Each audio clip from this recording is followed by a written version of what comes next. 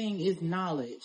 I think that when we find a knowledge to what mental health really is and what mental health really is not, a lot of people like to self-diagnose most of the time. They don't know. They just see different little signs and they say, well, this is what you are. You're a narcissist or you're this and you're that. But we forget sometimes that mental health is really traumas that are suppressed.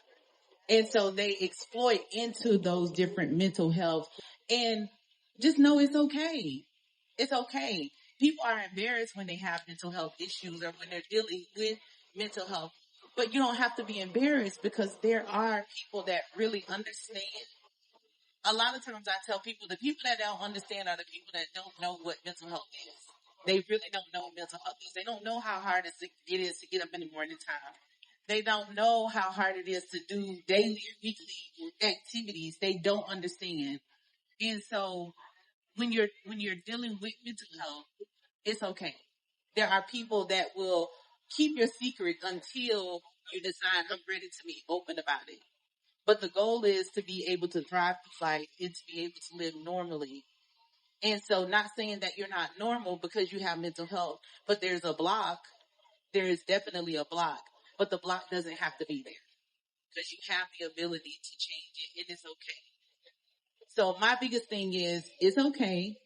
And it's okay to get support. There are therapists, coaches, there are friends and family members and a bunch of different people that you can talk to and you're able to reach out to. And if you know someone with mental health, don't self-diagnose them. Listen to them.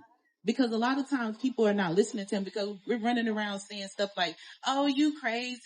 Oh, you this and you that, instead of just listening.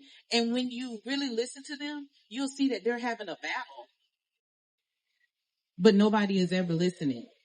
And so we have things like suicide because nobody was listening. Nobody cared. Nobody is saying anymore like, I'm proud of you. Great job. How you doing today?